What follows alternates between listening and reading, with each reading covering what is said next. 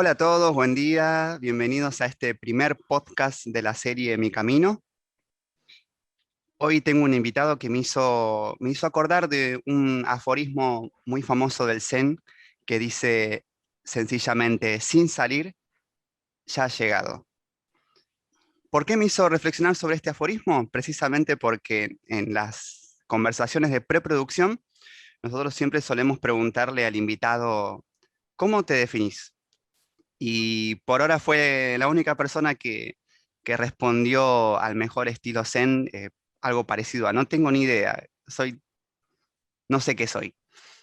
Estoy con Jorge Brasesco, un amigo, profesor de meditación y de técnicas de sanación espiritual, constelador y también profesor de lectura de aura. ¿Cómo estás, Jorge? Muy bien, ¿cómo estás vos, Cristian? Muy bien, todo muy bien. Contento, Un contento de gusto. poder hablar con vos y de poder escuchar cómo fue tu camino. Jorge, contanos un poco qué de estas cosas que acabo de mencionar haces hoy en día y de qué se trata más o menos esto de lectura de aura, técnica de sanación espiritual.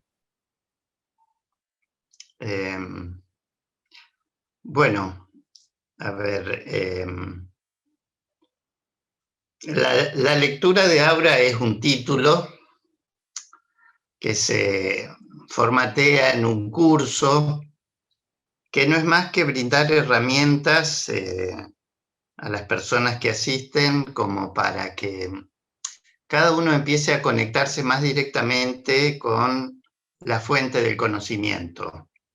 eh, Desarticulando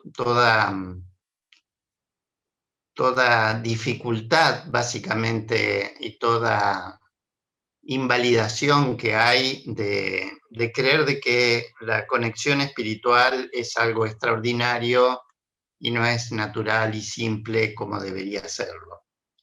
Entonces, la lectura de aura, que en realidad, digamos, si uno lo pudiera definir, tiene tres módulos o cuatro. Uno es aprender unas técnicas específicas de meditación, así como hay muchas. Eh, Esas técnicas lo que buscan es ayudar a que las personas empiecen a identificar quién son, quién no son y qué cosas hay dentro de su campo de energía, como memorias, programaciones, que hacen que perciban la vida y que creen la realidad de una manera estructurada, de una manera mecánica, sin ser conscientes de que pueden ser los transformadores y creadores de una realidad más bella de la que muchas veces viven.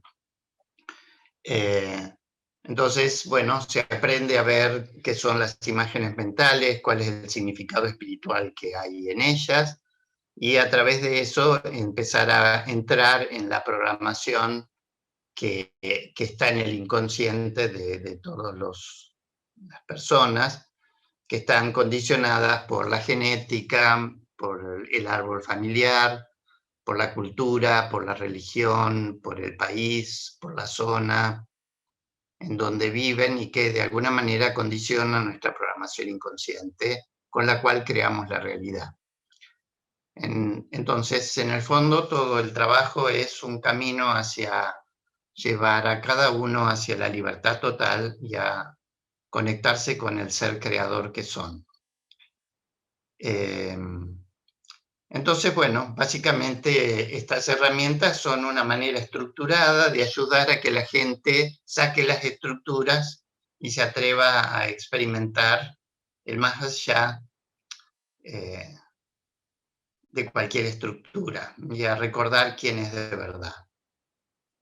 No sé si eso más o menos Sí, sí, una vez satisface tu sí, una pregunta, vez me ¿eh? habías comentado algo que me esclareció bastante de qué se trataba este aprendizaje de lectura de aura que impartes, que es el hecho de que ayudas a que la persona recobre la coherencia de de su pensamiento creativo, ¿verdad? Me pusiste el ejemplo de la banana y del color amarillo, ¿no? No sé si puedes poner un ejemplo así para que quien esté oyendo pueda entenderlo.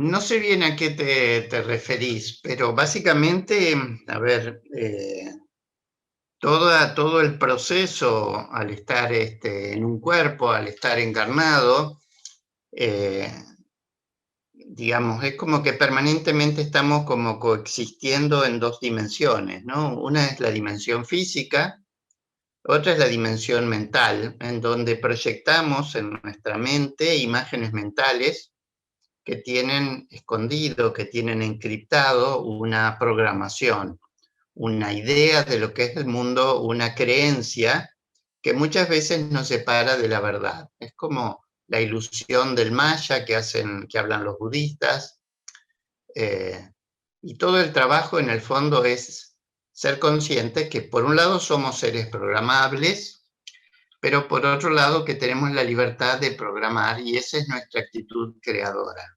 Poder elegir con qué programas creamos nuestra realidad y también empezar a comprender de que hay programas que vienen del mundo, del yo, del ego, del cuerpo, que inexorablemente llevan al miedo, a la lucha, a la guerra, y programación del cielo divina que nos conectan con la gracia, con la plenitud, con el amor incondicional, con la liviandad, con lo simple. Y que es en el libre albedrío que cada uno puede elegir en qué dirección encamina su vida. Pero para poder elegir hay que ser consciente. Bien, hablas del libre albedrío y hablas de esto de ser consciente. Te hago una pregunta, la verdad que tengo mucha curiosidad al respecto. Entonces, la tendencia natural de la persona, digamos, desde la inocencia, desde la ignorancia, es crear, digamos, cosas negativas, es crear cosas caóticas, o desde esa inocencia, desde esta ignorancia, es decir, sin hacer el curso de lectura de aula, ¿se puede ser creador de todas formas o es necesario tener Todo, un aprendizaje y todos una somos, coherencia? todos somos creadores, porque todos somos chispas divinas. No hay una exclusividad, no hay un alguien que es más que otro. Lo único que separa a las personas es eh, la ilusión que tienen sobre quiénes son. Todos crean, todos experimentan sus emociones, sus sentimientos y sus deseos.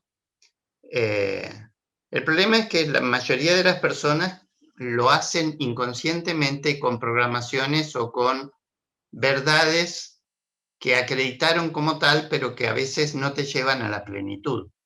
Entonces, la diferencia no es que uno es más creador o menos creador que otra persona, sino cuán consciente es, cuán mecánicamente crea su realidad. Eh, Eso, nada más.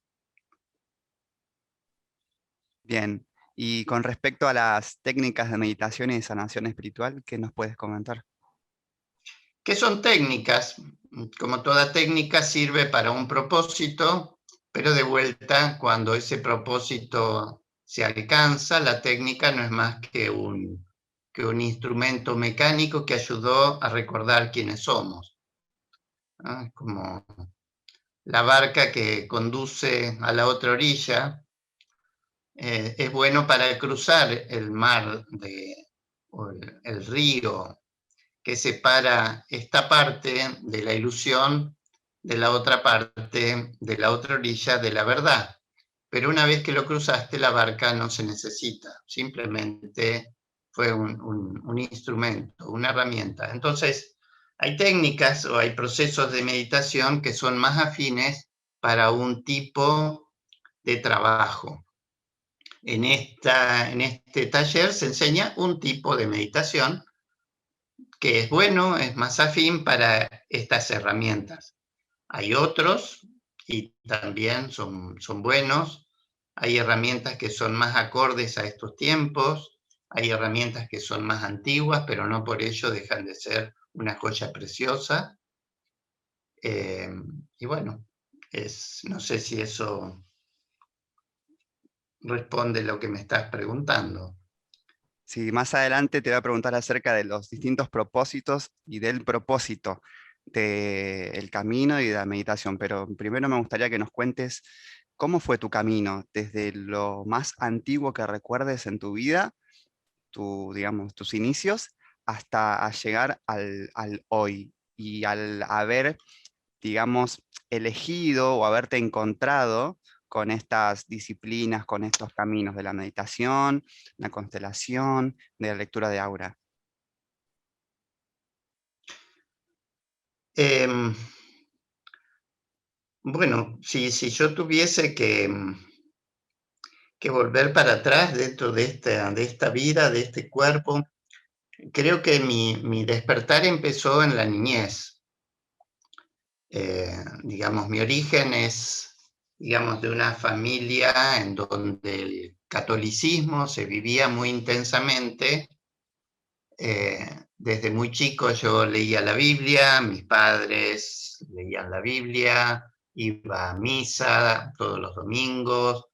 Vengo de una familia en donde por el lado paterno hay muchos sacerdotes y monjas, o sea, muy imbuido en esas escuelas cristianas.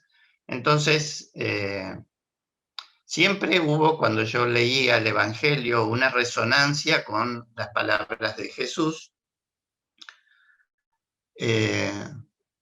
Y siempre sentí como que por ahí, digamos, estaba lo que yo buscaba, ¿no? Esa conexión con la divinidad, con la plenitud, con quién soy, con qué estoy haciendo aquí. Pero bueno, en la medida que fui creciendo, que fui entrando en la adolescencia, eh, empecé a tener también, creo que como muchos, cuando se empieza la búsqueda del camino es porque hay insatisfacción en la vida.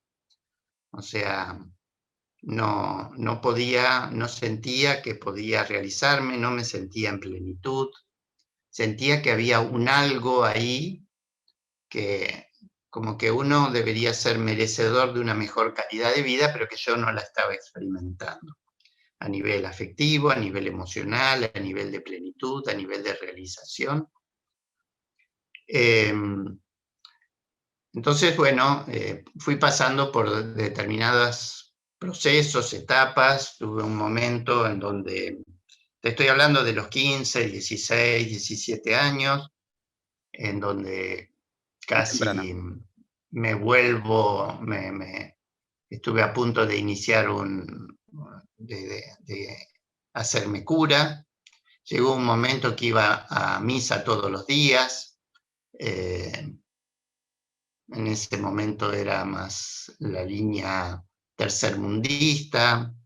Bueno, hasta que en determinado momento conozco a mis 19 años, conozco a través de donde yo estaba, un grupo que se llamaba Cibernética Social o Creatividad Comunitaria, que fue creado, originado por un brasilero que se llamaba Valdemar de Gregori, en donde empieza a empieza a conectarme con una visión más holística, más integradora, en donde me abre la cabeza y me empieza a conectar con otra dimensión más grande del mundo.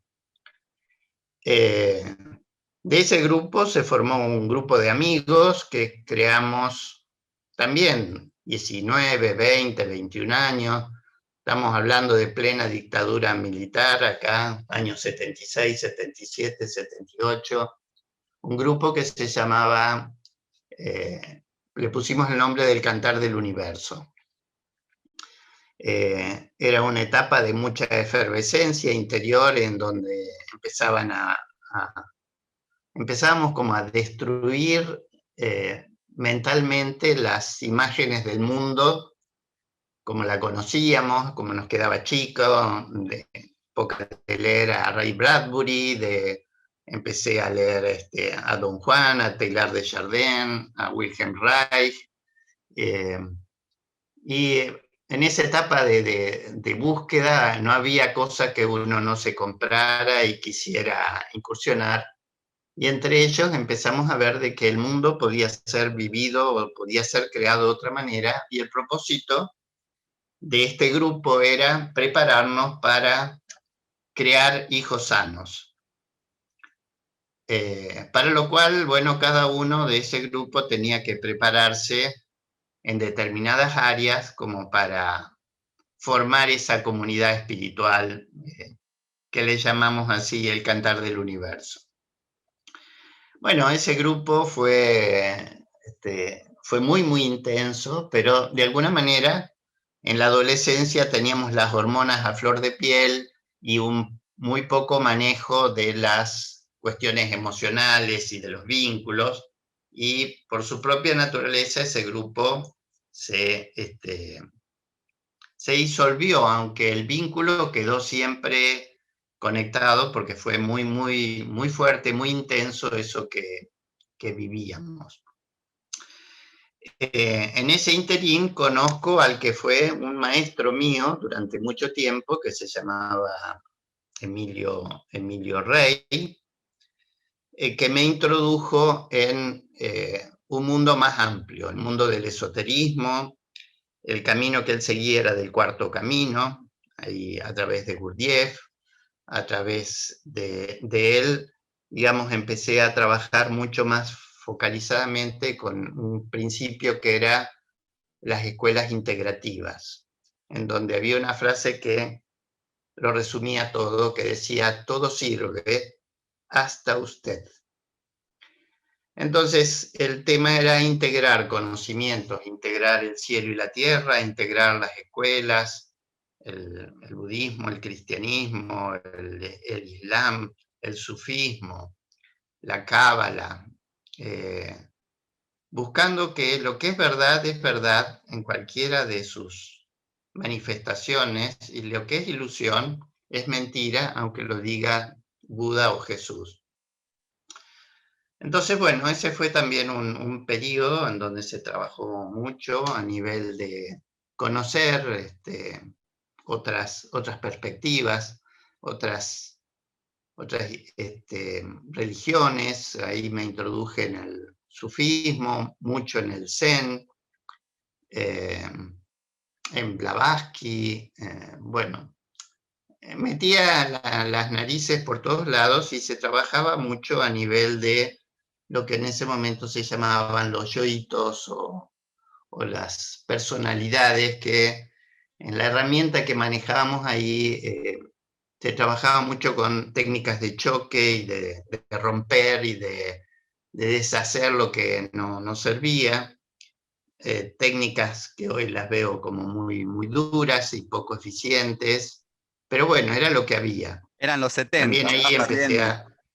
¿eh? eran los 70, ¿no? También Osho andaba haciendo Eran, cosas similares. exacto, eran los 70, pero bueno, eh, y era como que íbamos tanteando, era como ciegos que íbamos sintiendo que detrás de por ahí estaba la verdad, pero siempre esa verdad todavía yo la estaba buscando afuera, en algún libro, en algún conocimiento. Y también ese fue una gran parte de mi aprendizaje, que es entregar el poder afuera, a un maestro, a un gurú, a un otro que tiene un conocimiento y que uno no lo tiene. Eso en mi caso me llevó mucho tiempo también, mucho tiempo de soledad, mucho tiempo de separación de mi familia, de mis afectos, porque para preservarme en esa búsqueda y sentir que no era entendido, también me llevó a alejarme y a volverme más huraño y más escondido. Pero bueno, dentro de este camino había algo que seguía en común, que era la creación de un lugar para estos tiempos, ¿no? De ahí es que fue el principio de lo que se fundó a posteriori, donde vivo actualmente, que es un lugar en medio de la montaña que le pusimos el nombre de Nueva Castalia, como un propósito de acercarnos a una mejor calidad de vida, a otro mundo, a otra manera de crear la realidad. Bueno, en el interín me separo de ese grupo, entro en el Zen, conozco a a un maestro Zen, francés, con el cual me ordeno, de bodhisattva y de monje. Y creo que fue allí en donde yo tuve el primer input de la chispa del despertar y de la iluminación. Cuando empecé a percibir que lo esencial está en el vacío, está en la quietud, está en el no hacer, y que desde allí ilumina todo. Pero bueno, seguía siendo como percepciones, como chispazos, como pequeños esclarecimientos que iban iluminando y acomodando las cosas, pero de alguna manera eso me fue llevando a soltar cada vez más el ego y a confiar en el vacío, en lo que no se ve, pero que está subyacente en todas las cosas, en esa conexión de espíritu a espíritu. Bueno, en esto de seguir, o en el interín también, después fundamos Nueva Castalia desde cero. Fue un trabajo de mucho trabajo con la materia, de mucha soledad, de mucho esfuerzo, de mucha cuestión concreta. Y en el interín, ahora unos 12, 15 años, conozco a las constelaciones a través de Bert Hellinger. Y empiezo a comprender de que ahí hay una herramienta muy concreta, muy directa, para empezar a ver qué historia, qué película se mueve inconscientemente dentro de cada uno, y que eso era muy, muy liberador.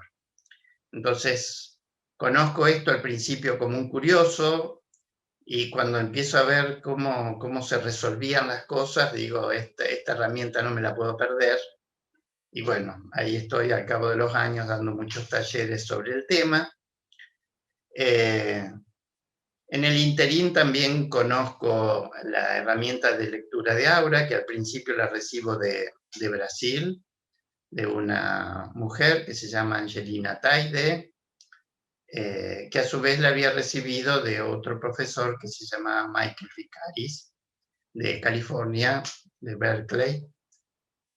Bueno, los contacto, vienen aquí a la Argentina, y a través de ellos conozco las herramientas que me ayudaron, como que en muchos aspectos las fichas se empezaron a acomodar y empezaron a hacer clic, clic, clic, clic, clic, clic, clic, clic, y el engranaje de todo lo vivido anteriormente empezó a encontrar una ubicación, una fluidez y un sentido con mucha facilidad. Toda esta parte llevó a un trabajo de empoderamiento y de empezar a ver lo que no se ve, empezar a conectarme con la visión espiritual, pero de una manera práctica. Yo soy ingeniero, o era ingeniero, vaya, no sé qué soy, pero mi estructura mental es cuando algo no es coherente me hace ruido, y si me hace ruido me retiro hasta que las piezas se acomoden, y aquí se me empezaron a acomodar de una manera muy fácil. Empecé a ver lo visible, a ver lo no visible, a ver la vida, a ver los muertos, a comunicarme con los desencarnados, y de una manera simple, sencilla, nada extraordinario, y también ver de que todo el mundo lo puede hacer. Y bueno, todo eso fue llevando a un camino en donde estoy ahora, que es simplemente ser quien soy y ayudar a que la gente encuentre su poder dentro de ellos, ¿no? Como a que no necesitan ni gurús, ni maestros, ni simplemente los gurús, los maestros son bastones que sirven para recordar y sostenernos el tiempo que necesita todo ser para encontrar quién es de verdad. Y bueno, y aquí estoy, haciendo de maestro ciruela, y divirtiéndome. Yo creo que lo que hoy es fundamental es que la gente se conecte con la plenitud, con la alegría, y con que pueden crear una buena realidad, y es lo mejor que pueden hacer y lo que más sanación trae. Bárbaro, nos has hecho un itinerario desde tu búsqueda a través del catolicismo, de esta pasión, ¿no? por la religiosidad, pasando luego por una época de búsqueda más bien intelectual. Empezaste por leer a Reich, ahí por el psicoanálisis disidente, después estuviste en, digamos, ingresaste en lo que se llama el cuarto camino, un poco también por el ocultismo, nombraste a Blavatsky, todas estas formas primitivas en las que se nos acercó lo oriental y lo holístico, ¿no? Porque ya desde Schopenhauer, incluso un poco a través de Nietzsche, se nos acercaron las primeras impresiones de Oriente a nosotros, a los que estamos de este lado del mundo, ¿no? Y luego te encontraste con el Zen. La pregunta que me hago, que me gustaría que lo comentes, es, en esta búsqueda hacia afuera de tu primera etapa del camino, ¿qué estabas buscando? ¿Y dónde? Mencionaste los maestros, pero ¿qué estabas buscando? Y estaba buscando la plenitud. Estaba buscando lo que sentía que me faltaba. Que estaba en realidad buscando quién soy yo de verdad. Nada más que no sabía, creía que era algo que lo tenía que acceder desde afuera, que había un algo ahí afuera que yo no tenía y que tenía que encontrar. Afecto, amor, pareja, dinero, sabiduría, sentido, todo estaba afuera. Y obviamente el camino es, yo creo que toda persona en el fondo lo que busca es esa plenitud, esa completitud, y cuando uno empieza la búsqueda no tiene idea dónde miércoles la va a encontrar, pero empieza un camino. Yo creo que en mi caso lo único bueno que yo tuve es que persistí, pero digamos, como cada uno tiene su recorrido, en mi caso mi recorrido fue largo, fue duro, fue penoso, fue triste en muchos aspectos, fue solitario. Eh, yo llegué a muchas comprensiones, pero por el peor camino, pero que para mí fue el mejor camino. Pero me refiero de que hoy se puede acceder mucho más rápido, mucho más fácil, mucho más simple. Yo siempre hago el ejemplo de que antes para ir a algún lado, no sé, íbamos en un fitito con el capó levantado, con las ventanillas bajas, llenándonos de tierra, con un mapa que era impreso y que no tenía nada, inventando el camino un copiloto. Y hoy se va en un auto con una suspensión, con aire acondicionado, con un GPS en la pantalla, conectados por Google. Es como que estamos en otro tiempo. Entonces, hoy el camino para llegar puede ser muy simple, muy divertido. Estamos en otro tiempo en donde es muy, muy fácil despertar rápidamente si uno se lo propone. Paradójicamente también hay muchas distracciones y es muy fácil perderse, pero hoy está todo disponible para el que quiera despertar, ¿no? Luego estuviste en el en el sufismo, hiciste tus votos de bodhisattva, tomaste los votos de monje en el budismo zen con un maestro zen. Contanos un poco qué encontraste. Nada, y todo. Nada.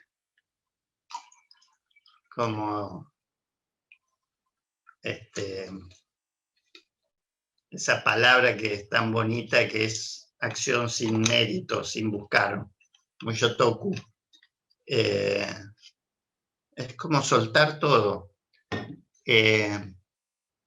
Ahí tuve la primera vivencia de esa profundidad.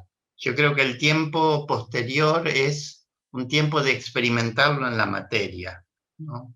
De experimentarlo en el cotidiano, ¿eh? Porque Eh, de alguna manera hay muchas veces que se cree que la búsqueda espiritual es ir a una cueva en la montaña, y simplemente esa cueva y ese solitario en la montaña tiene el sentido de salirte de la matrix en donde estás y tal vez tener la posibilidad de resonar con quién sos verdaderamente. Eh, pero cuando uno resuena con quién es, uno puede estar en el mismo infierno y, y para uno ser un paraíso, porque donde uno esté, si Dios está en uno, uno está en el lugar perfecto, digamos, la frecuencia va con uno, no es que está en alguna parte, ¿no? Hay veces que esta experiencia de vivir en la montaña está buena simplemente para separarte del mundo. Entonces yo acá hago un retiro que se llama Vivir de Luz, que se está 21 días sin comer, 7 días sin tomar agua, como he hecho experiencias de caminar sobre las brasas, pero en el fondo todo eso son caminos para recordarte que vos sos más, algo más que este cuerpo, ¿no? Conozco Nadie muchas tiene en su personas, casa, en su departamento, brasas en el piso para ir caminando. Simplemente para... conozco varias personas que les va a interesar mucho hacer ese camino con vos. Mm. Vivir de luz. Mm. Y yo creo que es algo que se va a venir para muchos, ¿no? Tal vez para, no sé qué nos traerá el universo en los próximos tiempos, qué sorpresa, porque estamos en una etapa de mucho revuelo, de mucha apertura, de muchas transformaciones. Eh, pero bueno, lo que se experimenta es que realmente uno puede vivir sin comer. A mí Bueno, me encanta comer, me gusta. ¿Eh? hay una teoría que dice que una de las posibles evoluciones, ¿no?, de nuestro organismo es que se vuelva a abrir la apertura de la mollera y que volvamos a alimentarnos de luz solar desde ahí con un proceso de fotosíntesis humana, transformando en vez de la clorofila, transportando, o sea, transformando la energía. Bueno, pero eso no es una teoría, eso es una realidad. No, ya no hace falta. Es una realidad en donde ya hay personas que lo experimentan, digamos. Yo, después de haber estado 21 días sin comer y sin tomar nada, subí a la montaña con 40 grados, no tenía calor, no tenía cansancio. Entonces, eh, es una elección. Aparte, las teorías siguen siendo teorías, siguen siendo algo que uno no lo hizo propio. Uno tiene que hacer propia su propia realidad, su creación, experimentarla. Entonces es algo real, si no es simplemente palabras, palabras. Es lo mismo que los milagros, ¿no? ¿De qué te sirve decir existen tales milagros? La pregunta es, ¿vos los hiciste? ¿Vos los creaste? No, entonces experimentalo. Volvete un ser mágico, volvete un ser creador, crea tu realidad y luego habla no de teorías, habla de lo que vos vivís y hacerle recordar a los demás que se puede, que los otros también pueden. Dicen que lo que uno está buscando te encuentra, ¿no? En vez de vos encontrarlo. ¿Estás de acuerdo con eso? Y si te acordás, contame lo que me contaste una vez. ¿Cuándo fue la primera vez que te encontró la presencia búdica, que sentiste la naturaleza de Buda sin haberla estado buscando? Eh, a ver, párate. Repetime de vuelta la primera parte de la pregunta. Lo que buscas te encuentra. No cuando tú quieres, Sí, sino porque cuando eso quiere. está, ya está. Es que cuando la simple intención espiritual de querer buscar es la que crea la realidad para que encuentres. Por eso se dice el dicho de que cuando el discípulo está preparado, el maestro aparece. Y cuando la pregunta fue realizada, la respuesta llega, ¿no? La no dualidad, la no separación hace que uno y el universo sean un solo ser, y cuando uno intenciona, el universo acciona y responde a tu deseo, ¿no? Como todo deseo del hijo es satisfecho por el padre. Entonces, en realidad no hay separación. Cuando tan pronto uno intenciona, tan pronto uno encuentra. Entonces, bueno, creo que eso te responde la primera pregunta, o por lo menos. Sí, sí, sí, lo respondió perfectamente. Eh, Y con respecto a la experiencia de sentir quién uno es, esa presencia búdica, hoy cada vez me es más difícil identificar. Yo creo de que uno va teniendo vislumbres en la neblina de la vida, por ahí tiene vislumbres en donde se cuelan rayos de sol. Para mí, la experiencia que yo identifico como la más prístina y que me duró más tiempo fue cuando me ordené de monje, que me acuerdo que salí, estaba en Francia, me senté y creo que podría haberme quedado ahí por la eternidad.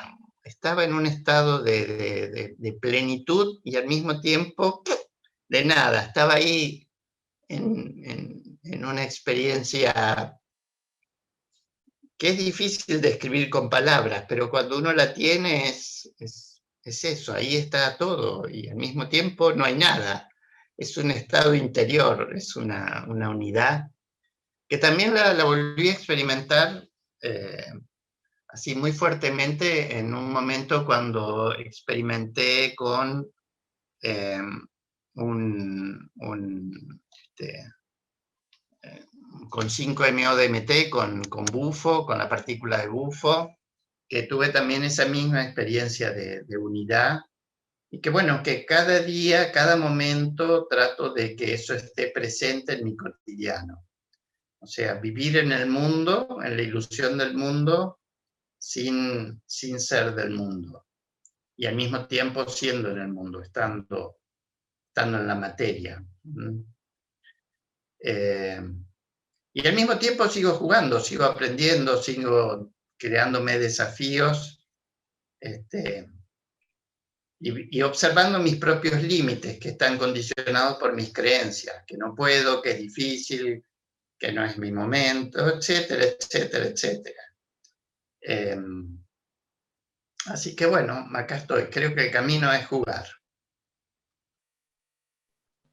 el camino es jugar, ¿no? El camino es, ayer hablando con Tyron Correa, que es un trainer PNL, un poco coincidía en esto de que el camino se trata de disfrutar, pero a la vez ser responsable, ¿no? Hablamos de jugar. Y por el lado de la responsabilidad, o sea, por el lado del trabajo que vinimos a hacer a esta vida, porque es evidente que no solamente vinimos a jugar. ¿Qué crees que es el trabajo que tenemos que llevar a cabo, o al menos, cómo lo ves?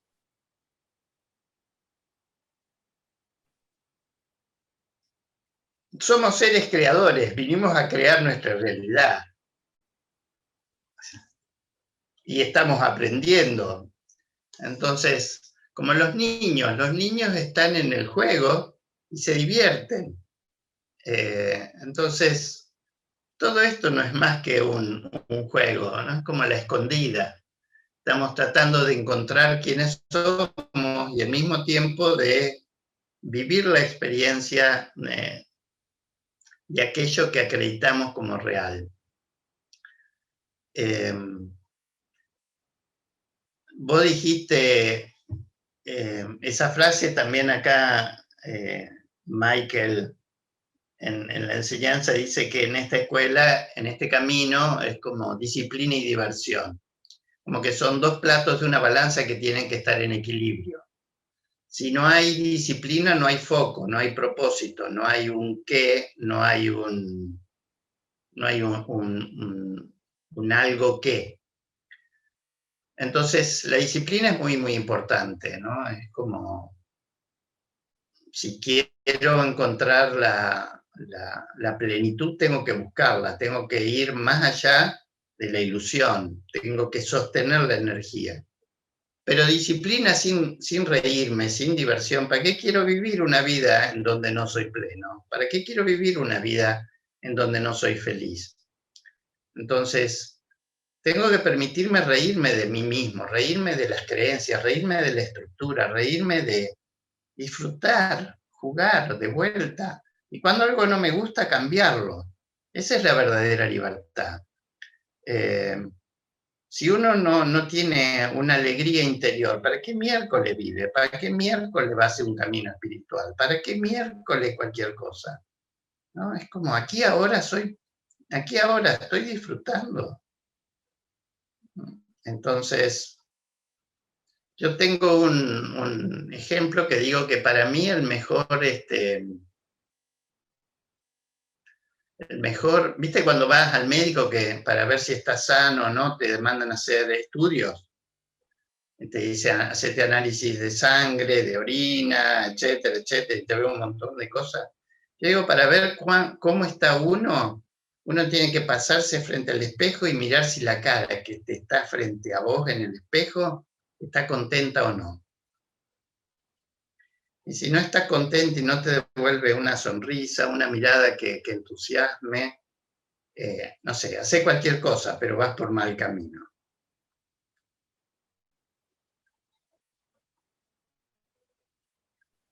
Tan simple como eso. Háblanos un poco de las constelaciones, ¿sí? Te lo encontraste un poco por curioso, dijiste, pero No, me lo encontré porque tenía un problema y me aconsejaron verlo. Tenía un tema que no lo sabía resolver, tenía mucho enojo, tenía mucha bronca, mucho dolor por cosas del camino, de la vida, y fui ahí a las constelaciones. Me acuerdo que fue en Rosario, había un montón de gente, como 100, 200 personas. Yo me senté así como con los pies, con las manos cruzadas cerca de la puerta, cuestión de que si no me gustaba poder huir rápidamente. Y empecé a percibir que se movían cosas, que los temas que se movían eran medulares, ¿no? Como que en una hora a veces se resumía las cosas más esenciales de la vida de una persona y que a veces cambiando, diciendo frases, cambiando de lugar, es como que se producía un alivio en una tensión y todo se fundía en un abrazo, en un volver al amor. Y bueno, así fue que fui una vez, fui 2 veces y después dije yo quiero aprender esto y empecé ese camino. Este camino también me llevó, digamos, a entender de que uno viene al mundo en una familia que tiene sus heridas, que tiene sus más, que tiene sus menos, pero que de alguna manera también es la unión del cielo y la tierra. Entonces, cada vez veo como que esa experiencia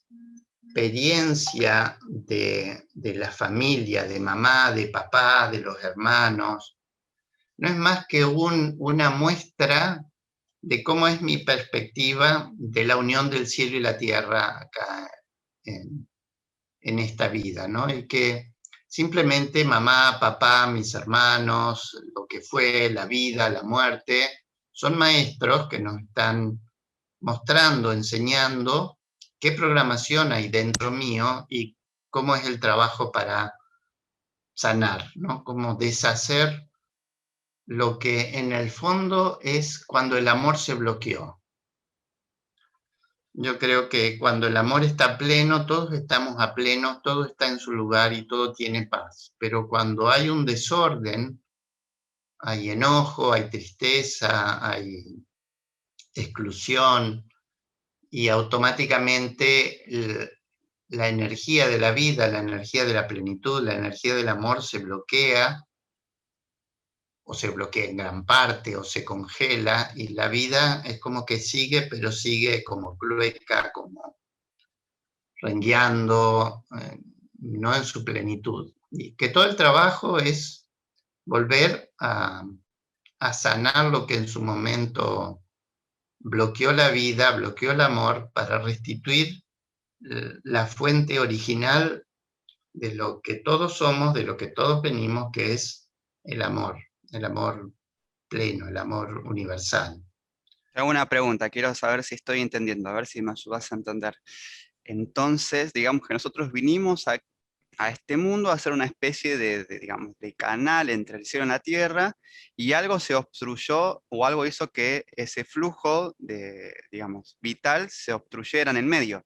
¿De eso estás hablando? Eso, quiero entender la metáfora de esto de... Es algo así, es como que de alguna manera todos somos hijos o chispas divinas y de alguna manera estamos viviendo en la creencia que somos un cuerpo, que somos un ego, que somos una ilusión y nos perdimos de quiénes somos. Cuando volvemos a conectar con el cielo, con nuestro origen, nos conectamos con la plenitud, con el amor, con lo infinito, con lo eterno, con lo inmutable, con lo que no está en guerra, con la inocencia. Pero cuando estamos acá en el sufrimiento, estamos perdidos, estamos en la ilusión, estamos en el miedo, estamos en el ataque, estamos en la defensa. Y eso que en el fondo no es más que el camino espiritual de volver a reconectarnos con el origen, con nuestra chispa divina, con la infinitud, con la plenitud, con la unidad, no es más que lo que acá se experimenta como el camino de sanación en mi relación con mi padre, con mi madre, con mis hermanos, con lo que aparentemente no soy yo, cuando yo soy todos ellos, yo vengo de ellos y ellos están en mí, ¿no? Y al mismo tiempo, bueno, no tengo la más pálida idea, estoy aprendiendo, igual que vos, igual que yo, de este quilombo que se llama mundo, de la ilusión, de los espejitos de colores, que uno percibe que hay una unidad, pero que al mismo tiempo es maravilloso y que nunca nos termina de sorprender la perfección que une todos los cabos sueltos, que uno los vive acá como fragmentos separados, y en realidad es todo una gran familia cósmica que no está separada. Primero la sanación y después, ¿Después qué? pregunto, Después, antes, también es una ilusión. Ahora,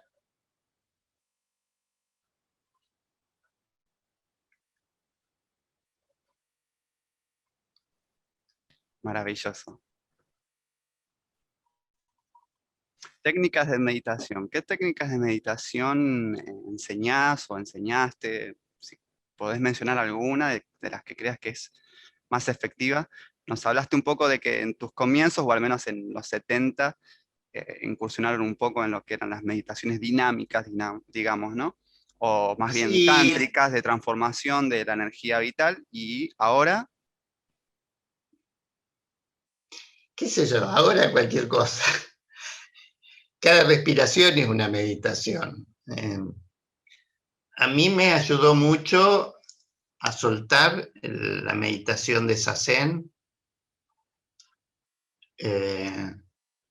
Me ayudó mucho a ver la meditación que aprendí de la Fundación para la Libertad Espiritual.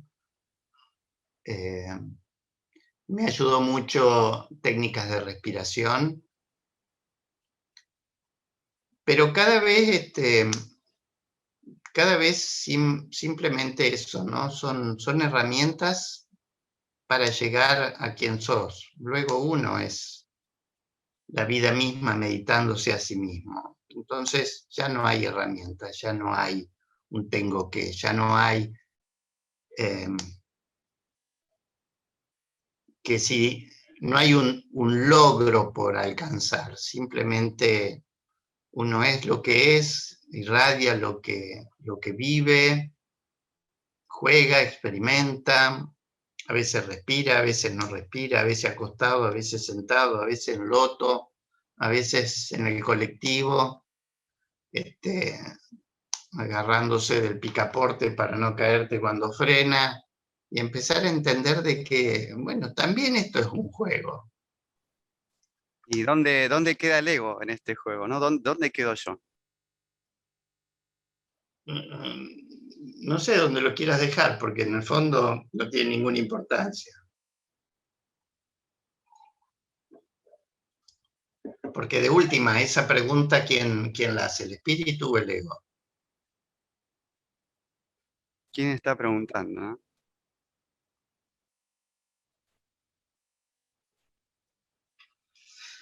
Así es. Contanos un poco acerca de Nueva Castalia, de este lugar maravilloso que creaste, que materializaste junto a tus compañeros entre las montañas en San Marcos Sierra, Córdoba, en el corazón de la Argentina. Eh, bueno, ese es un lugar que primero es un lugar, ¿no? Como podría ser cualquier lugar, ¿no? En su momento era como como tener una joya preciosa que era un inalcanzable. Eh, cuando lo creamos es como que tenía una épica, tenía una magia, un misterio y un propósito. El propósito era eh, crear un lugar para los tiempos actuales en donde la gente pudiese como aislarse del mundo y encontrarse consigo mismo.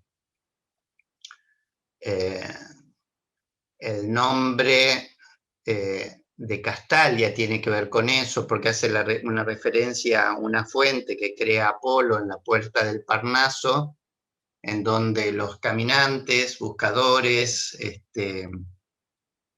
fuesen a brevar su sed de Dios, encontrando la inspiración y la conexión con el cielo.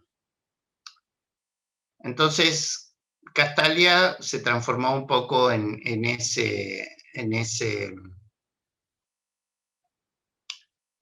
lugar físico que responde a un lugar espiritual, a un lugar del alma.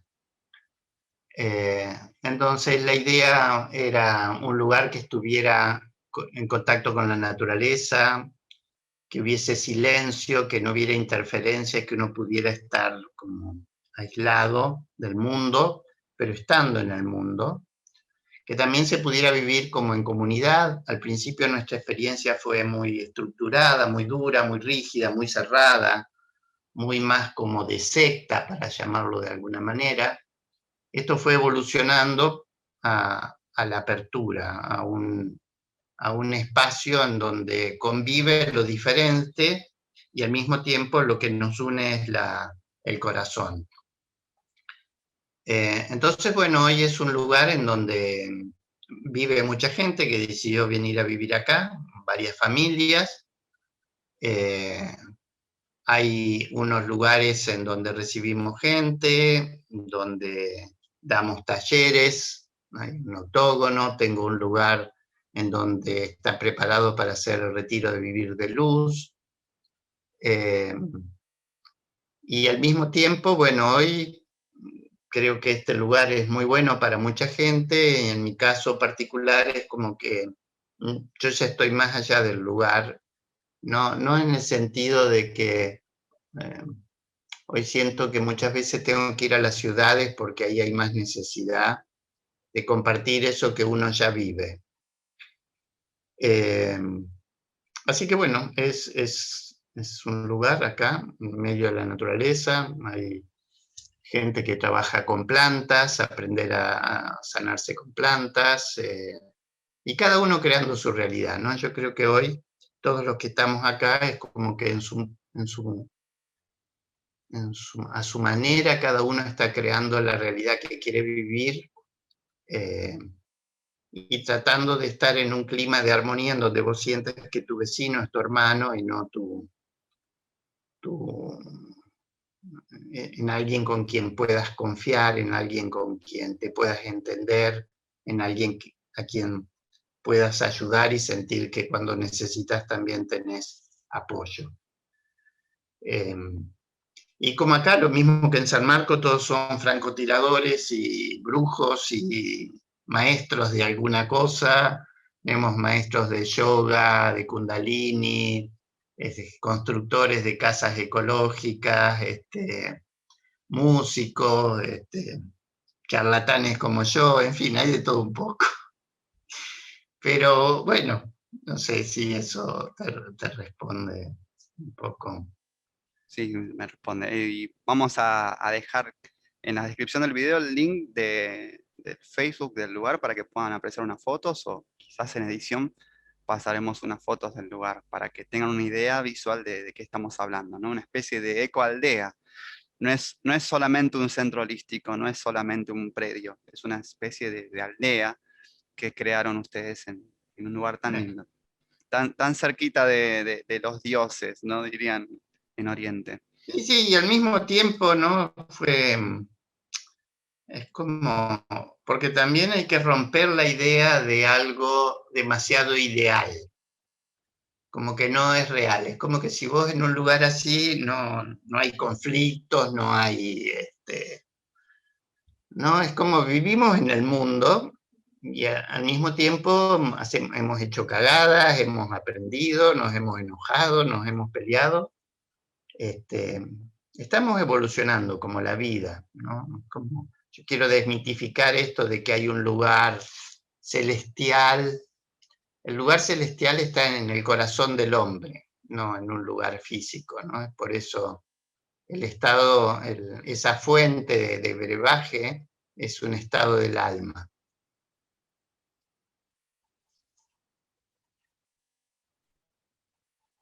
¿Qué crees que en este momento, más que nunca, ¿no? Las personas del mundo, ¿Cómo?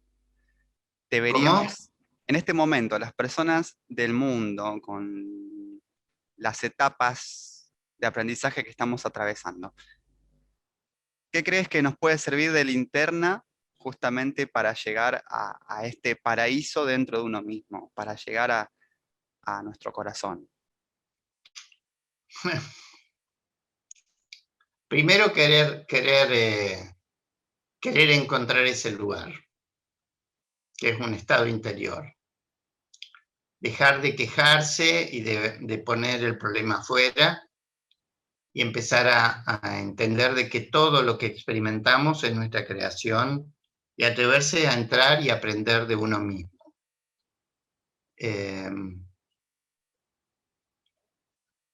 Creo que también ayuda mucho la comunión, eso que en el budismo llaman los tres tesoros, Buddhi, Sangha y Dharma, ¿no? Es como seguir la ley del espíritu, que es la verdad, tu verdad, la verdad que trasciende el ego, lo que es real, es seguir tu maestro interior, tu luz, tu voz, y también la sangha, que es compartir con personas que vibran en sintonía para recordarnos. Entonces, para mí es muy importante estar en unión con personas que cuando uno está medio pelotudo te digan, recordá que eres Dios, recordá que viniste a crear, no a quejarte, ¿no? Eh, entonces, creo que también creo que lo que es más importante en este momento es poder desadherirnos de la Matrix, la Matrix del mundo, que te lleva al miedo, que te lleva a la soledad, que te lleva a la falta de entusiasmo, a la falta de Dios, a la falta de luz, y conectarte con esos rayos de luz que se filtran entre la negrura que está atravesando el mundo, pero al mismo tiempo el sol siempre está ahí, seguir la luz del sol, que está disponible y a cada uno le viene de la mejor manera para que la pueda seguir.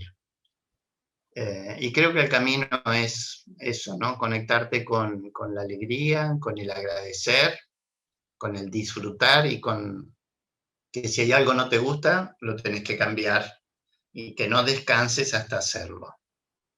Hasta que cuando pases frente al espejo que refleja tu luz, digas, wow, qué bonito lo que estoy viendo. ¿Por qué crees que cuesta tanto mirar hacia adentro y el despertar? Porque estamos identificados con el cuerpo, creemos que somos un cuerpo y creemos que estamos separados. Entonces, lo que nos completa está en el afuera, que no soy yo.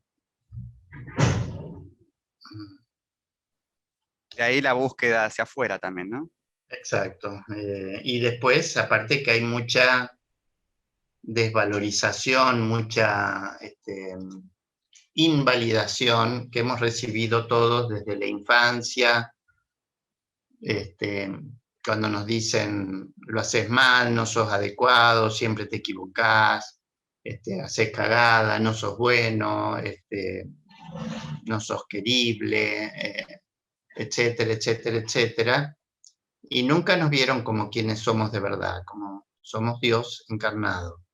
Nos vieron como un cuerpo defectuoso, como una personalidad defectuosa, como que hay niveles, uno es más inteligente y yo soy el peor de todos, ¿no? Es como me estoy comparando con un modelo, ¿no? Y básicamente esta sociedad está basada en el miedo a la muerte. Nadie nos dijo que éramos inmortales. Tremendo, tremendo, tremendo. Tocaste un punto esencial. Eh, la muerte no existe. No le tenemos miedo a la muerte, en realidad. O sea, es decir, sí, en esta ilusión tenemos miedo a la muerte, porque creemos que la muerte, nos es desconocido, ¿no? Cada uno cree algo distinto de la muerte. Eh, Pero fíjate lo que vos estás diciendo, cada uno cree, simplemente estamos opinando sobre una idea de la muerte. La muerte la vamos a experimentar cuando nos moramos. Todo lo demás no existe, es una ilusión. No es aquí ahora. Aquí ahora estamos vivos, aquí ahora estamos hablando, aquí ahora soy esto. Aquí no sé, ahora tengo 4 años y aquí ahora tengo 60. Entonces, Siddhartha Gautama, el Buda, cuando alcanzó la iluminación entre los 29 y los 31 años, luego pasó casi 50 años de su vida hablando y nunca habló de lo que sucede en la muerte. Y muchos maestros coinciden en que él dijo, claro, lo que pasa es que eso no importa en este momento y no es práctico al aquí y ahora. Él estaba hablando a los que están de pie, a los que están vivos todavía. seguro, estamos en la Tierra, es como, a ver, es como, yo siempre, este ejemplo me gusta, ¿no? Es como que vinimos al planeta Tierra a tener una experiencia. Es como si vos te sacás un pasaje para ir a Hawái a surfear. Y cuando estás en Hawái, en vez de estar surfeando, estás pensando cómo sería estar en Argentina tomando mate. Entonces, no rompa Eso, las pelotas, agarrá la tabla de surf, tirate a la ola, aprende esa es porque viniste a eso. la Y si no, paradoja, pegate... la ¿Eh? paradoja del deseo, ¿no? La paradoja del deseo y la insatisfacción, ¿no? Esto de que querías ir a Hawái, pero cuando estás en Hawái estás pensando en tu país de origen. Claro, ¿viste? Es como si estás encarnado, disfrutá, experimentá cómo es tener un cuerpo, cómo es tener esta ilusión de aparente separación. ¿Qué viniste a ver? ¿Por qué estás sufriendo? Es como ir a un tren fantasma y creer que eso es real. Empezá a ver, empezá a aprender, ¿no? Vinimos un poco a eso. En el podcast de Tyron salió esta cosa, él mencionó que cambió su vida cuando entendió que no era un ser humano queriendo alcanzar a Dios, queriendo llegar a Dios, sino que era un Dios aprendiendo a ser humano, ¿no? Queriendo ser humano y aprender todas las cosas que hay que aprender y experimentar, vivir, vivenciar en esta experiencia de tener un cuerpo, de tener una, como dicen En en... este juego de estar en el mundo.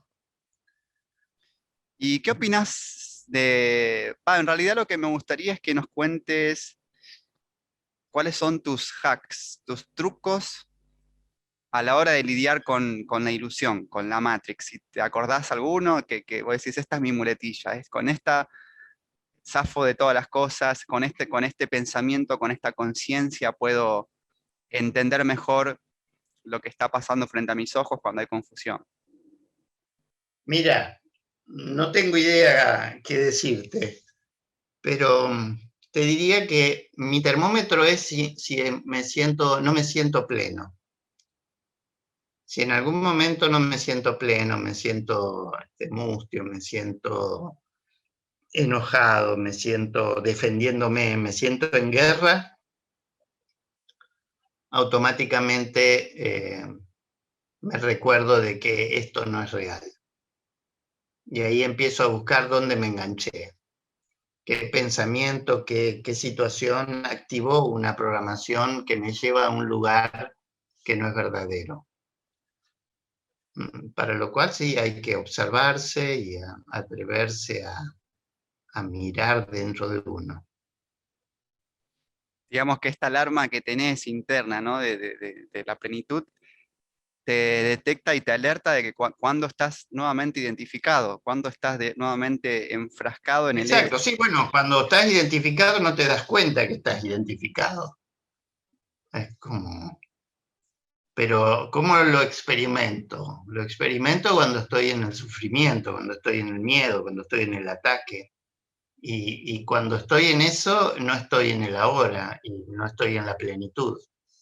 Y, y cuando uno tiene registro de que la plenitud es nuestro estado normal, natural, uno empieza ahí como desesperado a decir, bueno, a ver dónde me perdí. Como diría no sé quién, rescatate barrilete. Bueno, Jorge, para ir cerrando un poco este podcast, me gustaría que nos cuentes un poco algo que mencionaste al pasar, no volveré a mencionarlo para que lo agarre quien lo tenga que agarrar y lo haya escuchado quien lo tenga que escuchar. Mencionaste un poco que ya en lo último de tu camino te encontraste con, con una medicina sagrada. Y me gustaría que nos cuentes, que le cuentes a la gente que está escuchando, ¿qué sentiste? Eh, en cuanto a la experiencia, lo que yo experimenté de vuelta es una experiencia de unidad, de no separación con el todo, con el firmamento, que si es una alucinación de la mente, que si es, bueno, no sé, son teorías, las teorías no son lo que yo experimento es real para mí. Como todo lo que uno experimenta es su experiencia y es única. Entonces, yo no intento convencer a nadie ni venderle espejitos de colores a nadie. Yo experimento mi realidad y comparto de que experimentando de alguna manera se puede vivir mejor. Lo demás lo dejo para los eruditos que quieran escribir libros. No, fíjate No vos es qué mi caso. interesante, porque ya desde el principio, ¿no? Los primeros que nos acercaron a esta mirada oriental de la vida, ¿no? Schopenhauer, Nietzsche, Camus, Sartre, si bien no se metieron tanto con el budismo ellos dos últimos, pero cómo se malinterpretó siempre la mirada del budismo, torciéndolo hacia un nihilismo.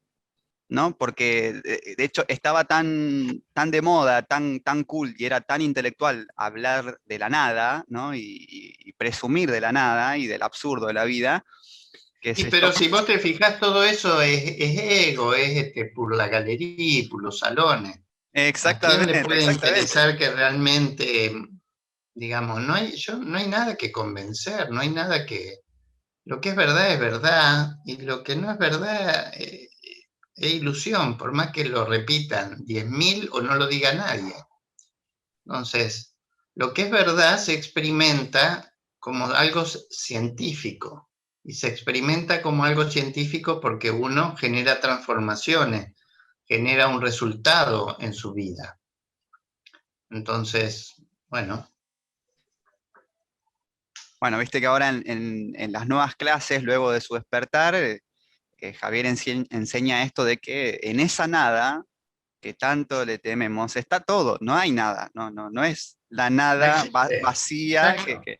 y nihilista y pesimista y fatalista que nos vendieron los existencialistas de posguerra, ¿no? Porque es todo mente, todo raciocinio, no se conectan con la unidad. La unidad es amor, la unidad es plenitud, la unidad es gracia. Yo creo que una de las cosas más intelectualmente mejor escritas es un curso de milagros, Y porque te lo he dice lo visto. mismo de 180 millones de veces y al mismo tiempo no te dice nada. Sí, sí, sí, lo he visto, lo he visto, Pero lo he visto. ese concepto del prajna, el que lo sepa ver, el que puede profundizar, la verdad está ahí, siempre estuvo ahí. Tal cual, qué maravilla. Bueno, Jorge, te agradezco de corazón que hayas No, participado de por este favor, podcast. un gusto, espero no haberlos aburrido No, al contrario, y hagan algo entretenido. vamos a compartir todas tus redes sociales y la página web de Nueva Castalia en los comentarios para que aquel que quiera acercarse a conocer el sitio o a tomar alguno de los servicios, los cursos que estás brindando y que se brindan ahí, lo pueda hacer, si te parece. Sí, cómo no. Bueno, y nada, nada más que Bueno, Cristian, agradecerte que gusto. nos hayas compartido una parte de tu aquí y ahora. Gracias. Gracias, Gracias por gracias. haber elegido. Gracias. Que andes Hasta la lindo, próxima. Cristian. Saludos. Gracias.